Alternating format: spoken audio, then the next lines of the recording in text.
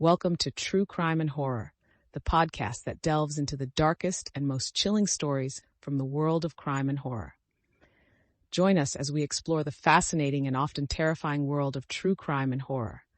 From notorious serial killers and unsolved mysteries to spine-tingling ghost stories and haunted houses. Our expert hosts will guide you through the most gripping cases and terrifying tales, providing insight, analysis, and plenty of scares along the way. If you're a fan of true crime and horror, this is the podcast for you. So lock the doors, turn off the lights. A few years ago, I took my grandma and her friend on holiday to Egypt. There were some really cheap packages for this resort town called Sharm el-Sheikh, and they'd both been really poorly due to the cold weather over the winter, so I decided to do a good deed and pay for us all to get some sun for the week. Anyway, I booked the flights for February the 9th, and we flew out from Heathrow in the morning. The heat was just what they needed, and it was great getting to spend some quality time with them both. But after a couple of days, I started to get a touch of cabin fever. Like I said, my gran and her pal were content to spend the whole time by the pool, gabbing away and drinking non-alcoholic cocktails, whereas me, on the other hand, I wanted to actually see a bit of the country that I came so far to visit. I wanted to soak up a bit of the culture, try some real authentic food instead of the all-too-familiar European-style grub they'd served at the resort. I also wanted to mix with the locals, and as the calendar drew closer to Valentine's Day, I found myself longing for a different kind of company. Now's the time where I have to clear something up. I'm a gay man. I was still in my 30s at the time, and I was also very much available. I'm also not one for the holiday romances or one-night stands, so at first, I didn't even think about dipping my toe into the local dating pool. But as I said, around Valentine's Day I found myself playing the hopeless romantic, and wondering if there was anyone I could share a bit of romance with at such a special time of year. It sounds sappy, I know, but I'm prone to a bit of sappiness, so you'll have to forgive me. Anyway, since Egypt isn't exactly known for its acceptance of gay or lesbian lifestyles, I didn't reckon that there'd be any bars that I could pop into for a bit of harmless flirting. So instead, I decided to see who in the area was on Tinder. I brought up the app, changed my location, and did a bit of swiping here and there throughout the day. There were a few tourists, and only a handful of locals were brave enough to actually show their faces, but one did, and oh my days was he gorgeous. He was tall, dark, and handsome, every queen's dream, and his bio said that he worked as a resort manager. His English seemed really good from his profile, so I thought that I'd swipe right and see what came of it. I really didn't think that we'd match. He seemed way out of my league, so I just sort of resigned myself to it not happening and started planning a little trip into the old town so I could check out some of the old mosques and stuff. I jump a resort shuttle into the old town, have a little wander around the market and all that, and I'm taking pictures of all sorts of amazing things as I go. Then, on the way back towards the shuttle shop, I walk past somewhere with free Wi-Fi, and since I had all my data off to save a few quid on the phone bill, I took the opportunity to log on to the Wi-Fi so I could send Gran a few photos as if to say, look what you're missing out on.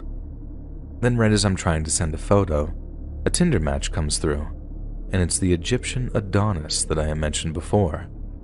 I couldn't believe it. I was just staring at the match in disbelief, thinking this must be my lucky day. Then as I'm looking at the screen, he starts typing a hello. This was it. We talked for about half an hour back and forth as I walked up and down the streets just beaming to myself. When I told him that I was only there for a few more days, he asked if I wanted to meet that night. If I give him a few hours to get home from work and take a shower, I could be around by 7 p.m. for dinner and a movie. He asked if I like pasta, and oh my god, do I like pasta. And then when I said yes, he said that he'd make me some fresh and homemade. I was ready to fall in love right there, and after telling him that I'd give him a text in a few hours, I headed back to the resort. Gran knew something was up. She could tell by how much that I was smiling when I got back. She was a bit slower to accept me coming out than my parents were, but she got there in the end, and by that time she was very supportive. So when she recognized a bit of glow about me, she had no qualms about asking me 101 questions while she and her friend giggled back and forth like schoolgirls. I told her that I'd be having dinner with a friend and that if all went well, that I'd be back in the morning. When they'd finished giggling, Gran and her friend got awful sweet about the whole thing, wished me luck, and told me to have a lovely time. The man I'd been texting, we'll just call him Mal, had given me the address of his flat near the old town. He said he couldn't offer me any wine, but that the pasta sauce was on the stove and he was very excited to see me. I was excited to see him too. Really excited, actually. Too excited to consider if maybe it wasn't such a good idea after all. But I didn't think. Or if I did, it was only from my little naive bubble where I couldn't possibly consider the outcome of such a thing. I wanted to meet Mal so much that it didn't even occur to me that he didn't exist in the first place. Things only started to seem off when I was actually walking up to his flat, when I saw what a state of disrepair the building was in. It wasn't exactly a wreck or anything, but all of Mal's pictures had made him look quite well off. That block of flats didn't seem like the kind of place a person like that would call home, but just the thought made me feel like I was being way too judgmental. The one moment of doubt I had, the one opportunity I really had to walk away and save myself, I just brushed off the idea like it was nothing. I followed my heart when I should have trusted my gut, and I ended up paying dearly for it. I found the apartment matching the number he'd given me and knocked on the door. There was a complete silence on the other side. Maybe it's a bit too hopeful of me to expect the sounds of smooth jazz and cooking when I arrive at the home of a potential date, but complete silence, hearing nothing, gave me the creeps immediately. Then, when someone answered the door, it was a total stranger. Not Mal, not even anyone who looked like him. It was just this chubby, bearded bloke who somehow knew my name. It was so confusing that I didn't even know what to say at first. I was scared that I'd been catfished or something. But then, the guy addresses me by name, then invites me inside, saying he's a friend of Mal's and that he'll be back in a few minutes. I'm still very hesitant to walk into his flat, and I'm still thinking of something's really off here, but then the guy suddenly said something that put my mind at ease. His English was good, but heavily accented, and he said something like, "Don't worry, I know you and Mal have a meeting together. I'll be leaving when he comes back, I promise." He sounded as warm and welcoming as possible, and like I said, I actually found it quite reassuring at first. But the thing is, I might be an idiot, but I'm not a total idiot, so instead of going inside, I decided to politely decline. I told the guy that it'd be more comfortable waiting outside and that I'd give Mal a call or something to see where he was. I thanked the guy, gave him a wave, and turned to walk back down the stairs, but I already knew it was too late. The look the guy gave me when I turned him down was chilling. He went from happy and smiley to completely expressionless in like a microsecond, and part of me knew right then that things were about to go horribly wrong. As I got about halfway down the stairs, I heard shouting coming from above me. It was a man's voice, and he sounded very angry. I thought it was the man that I'd been talking to, who was now fuming that his catfish had been rumbled, and out of fear that he'd started chasing me down the stairs a la Patrick Bateman, I started basically running down the stairs to get out of there faster. I hadn't even got to the bottom yet when I realized that yes, the man was actually giving chase. But when I got onto the street outside, there were 2 police officers standing right in front of me, like my guardian angels had suddenly materialized right when I needed them most. I started to explain what was happening in the plainest, simplest English possible, hoping they'd be able to understand, but as I spoke, I suddenly realized that they were not there to help me. They were both giving me these absolute death stares, and I remember shouting, "Wait, wait, wait," as one of them pulled out this big wooden baton. After that, my memory gets a bit patchy. I know they took me back up into the flat that I just walked away from, but honestly, I couldn't tell you if I walked or if they carried me. The next solid memory I have was being punched and kicked while the man who answered the door asked me questions in English. I remember trying to answer them as best as I could at first, but I could taste blood in my mouth, and anything I tried to say just came out as a kind of groan. I spit out the blood so I could speak, but that just made them beat me harder. Then the questions turned to my sexuality and the reasons I had traveled into the old town that evening.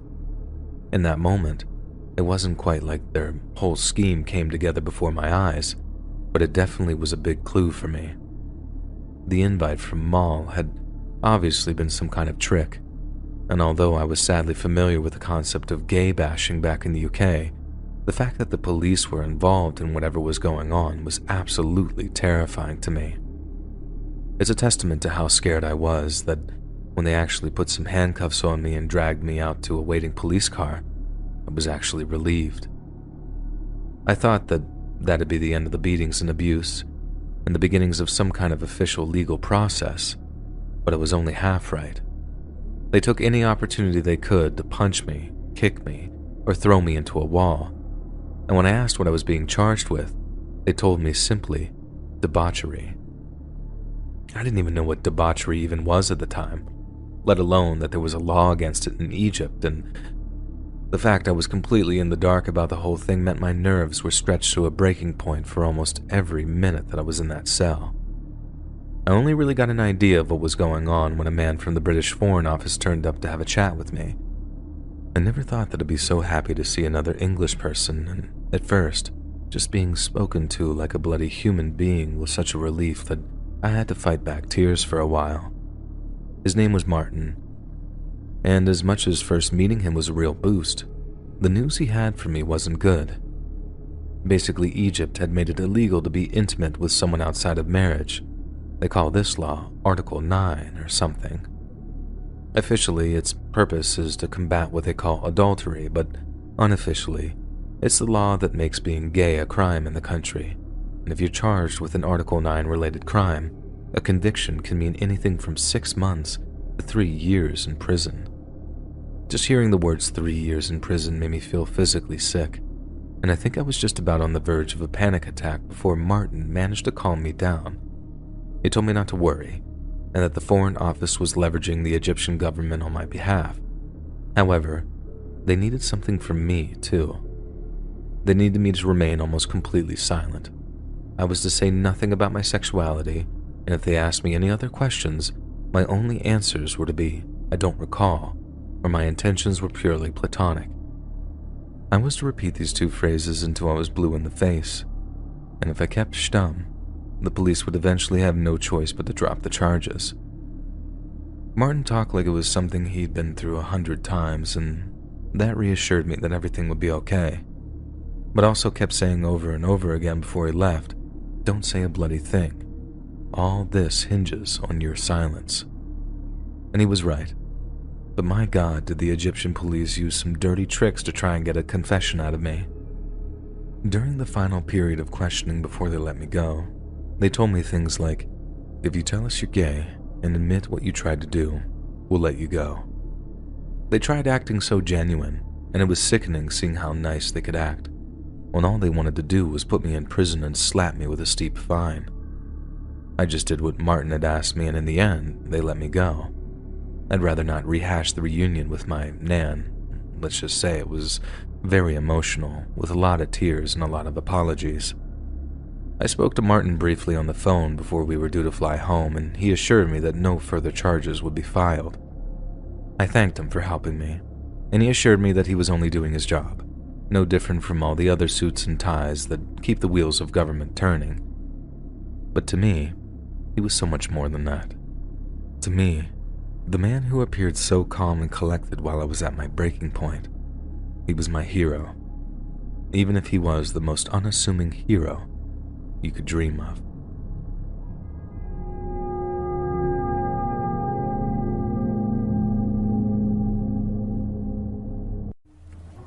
What I'm about to tell you happened last year on Valentine's Day. I'm a female who lives by myself in a small house about 10 minutes outside of a major city. I've lived in this house for about 3 years now, after moving from an apartment in another city. I had been single for a while, and I hadn't really been dating at the time. I was mainly just focusing on work, which was really busy at this time of the year. Then one morning, it happened to be Valentine's Day, and I got up at about 6 a.m. like I usually did. When I stepped out of my front door, I noticed that there was a letter on my front step with a rose on top of it.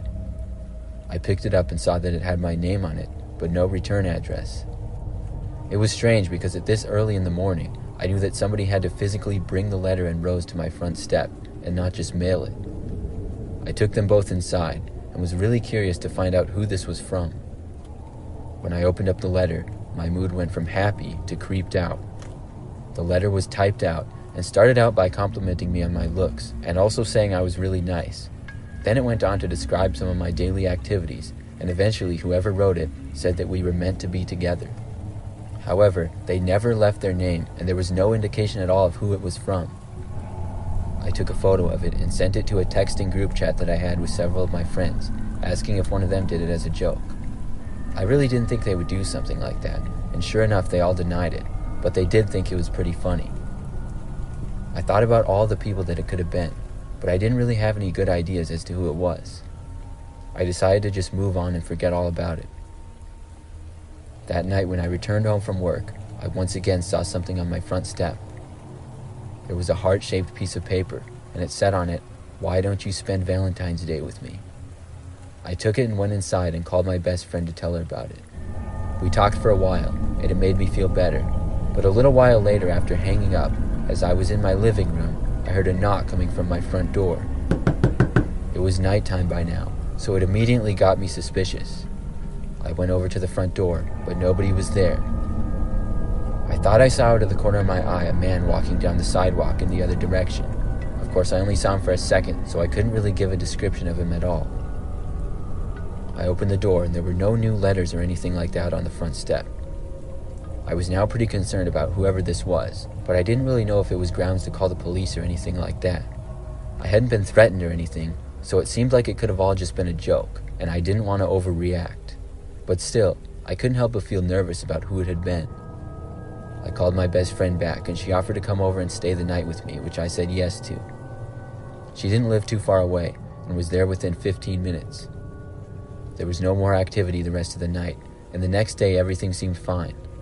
I went back to work like usual, and when I got home, I was happy to see that there were no letters or anything like that. I figured whatever had happened was just some Valentine's Day prank. I still wondered who it was though, but I was no longer really that concerned. But about 2 days later, as I got home from work, I once again saw a letter at my front doorstep.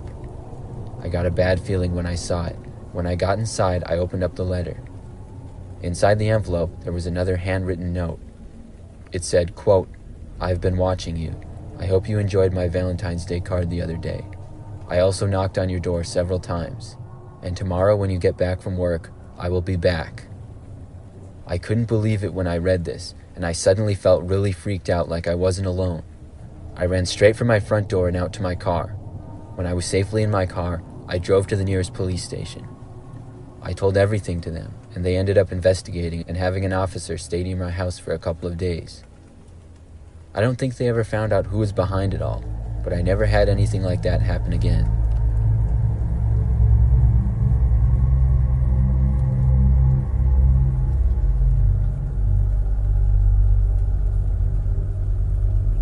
A few years back, I went on a date with my girlfriend on Valentine's Day. We went out to a really nice and fancy restaurant. The restaurant was one of those that was pretty expensive and you needed to make reservations for. You also had to wear nice clothes. We didn't normally go to such nice restaurants, but on the special occasion of Valentine's Day, it was nice. Our plan was for after dinner to go to a movie. When we were leaving the restaurant and going out to my car in the parking lot, I saw there was a man standing kind of next to my car. I was parked kind of in the back of the parking lot, so I was sort of surprised to see this. The man was wearing a suit and saw me walking towards him but didn't say anything. I guessed maybe he was waiting for someone or something like that. He was probably about 6 feet away from the passenger side of my car, and when I got close to him I said hi. The man didn't say hi back to me though. He just kind of looked away and sort of took a few steps farther. We got in and drove away to a movie theater that was about 10 minutes away. The movie theater was pretty busy, and after we had gotten our seats, I left to go to the bathroom. As I was walking down the hall of the movie theater, I saw the same man in a suit once again. He was just kind of standing near the bathrooms looking in another direction. He never looked at me at all, and as I got closer, I was sure it was him. I went to the bathroom and then walked back to the theater where my girlfriend was, and I told her about seeing the man. She thought that I was joking at first and started laughing until I told her that I was serious. We didn't really know what to make of it, but just hoped that it was a strange coincidence, and for the most part, we ended up forgetting about it. When the movie was over, we left the theater, and we didn't see the man at all in the theater or the parking lot. We got back to my apartment to watch some TV and have some drinks. I would say about an hour after getting back, as I was changing channels on the TV, my girlfriend asked me to come and look out the window. I walked over to it and looked outside down below. I lived on the 3rd floor, so it was sort of high up, but not really way up there. I saw on the side of the road was the same man in a suit just standing there. Now I knew this couldn't be a coincidence. This time it appeared he was on the phone. I knew without a doubt that this was the same guy, and we were both really creeped out now.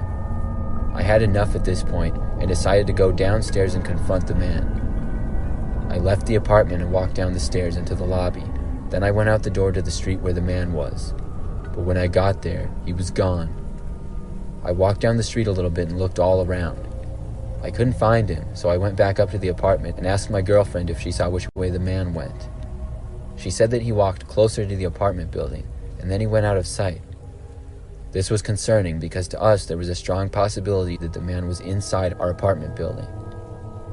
It took me a long time to fall asleep that night, but nothing strange happened until I finally did fall asleep. I had dozed off at probably about 2 a.m., but was awoken to the sound of a knock on our apartment door. I quietly got up and walked over to it.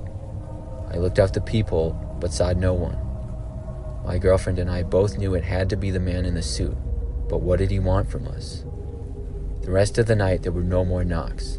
In fact, we never did see that man again, but I always wondered who he was and why we kept seeing him.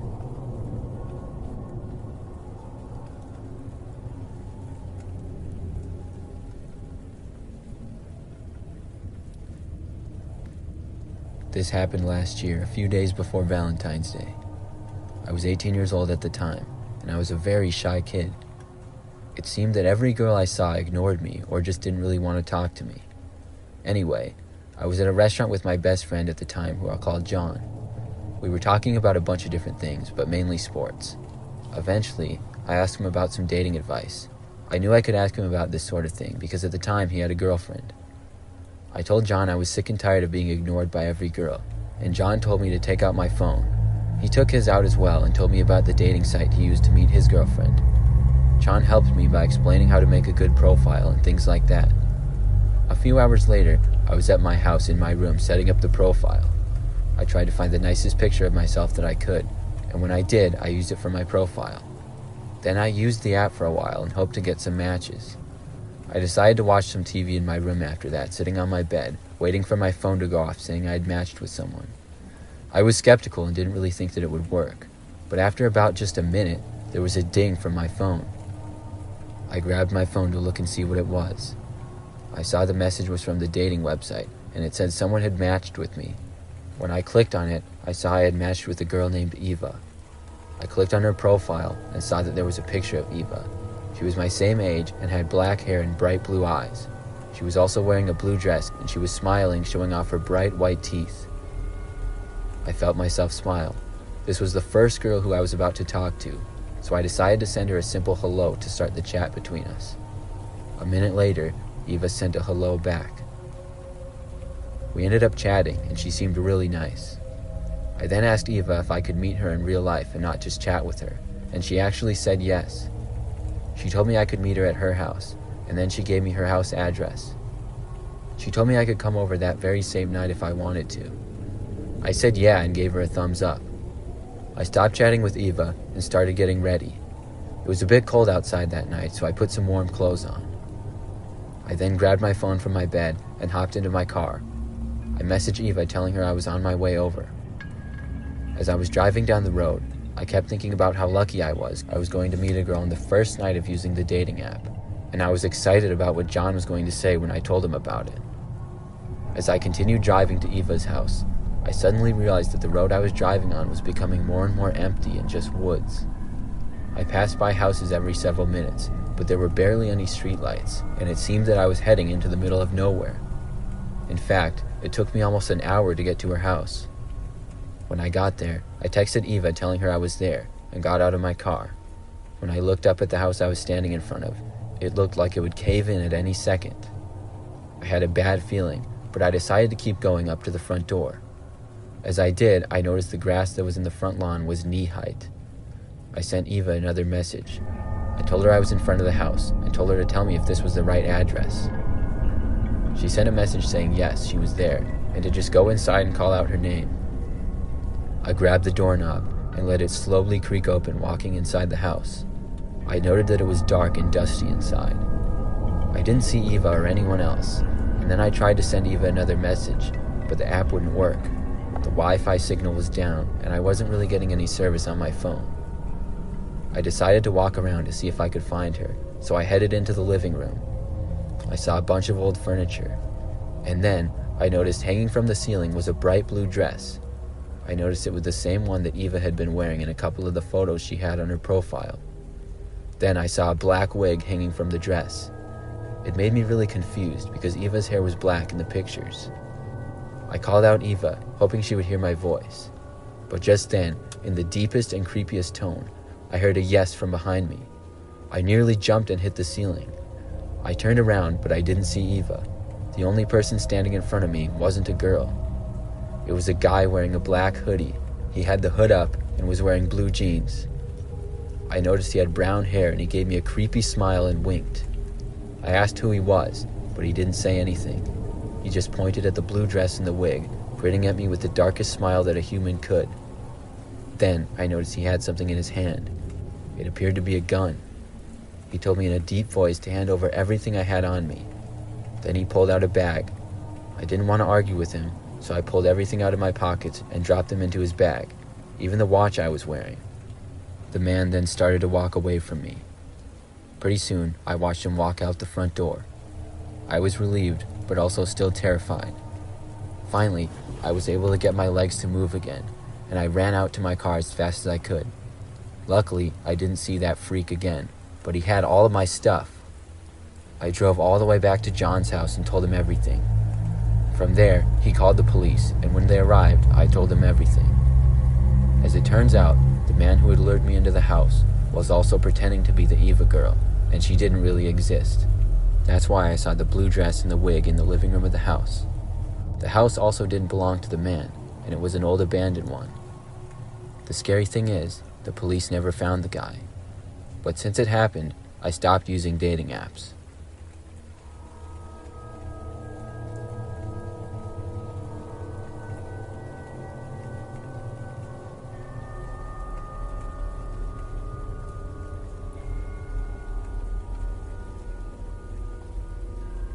Can you see me? Hello? Can you find me? Can you find me? I'm here. Behind you, look. Behind you. I'm behind you. I am right behind you. Don't be scared. I just want to play a game with you. Hey!